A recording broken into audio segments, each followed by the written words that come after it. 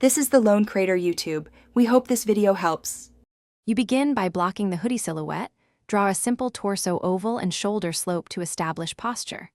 Next, add a hood centerline and light guidelines for where the palm puff will sit on the chest. This ensures symmetry.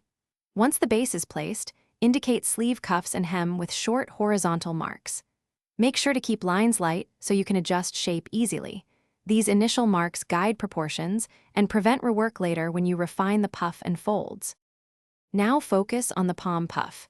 Draw an overlapping cloud of 5 to 7 rounded lobes where the palm graphic will be.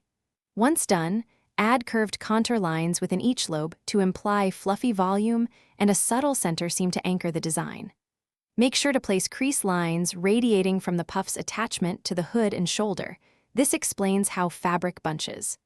After that, darken the strongest outer edge to separate the puff from the hoodie body and finish by laying down the pink base color across the hoodie and puff.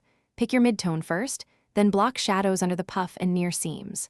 Once the shadow is placed, add highlights on puff lobe's top curves to sell roundness. Make sure to blend with a soft brush or smudge tool so transitions look natural, and then crisp the outline with a darker edge.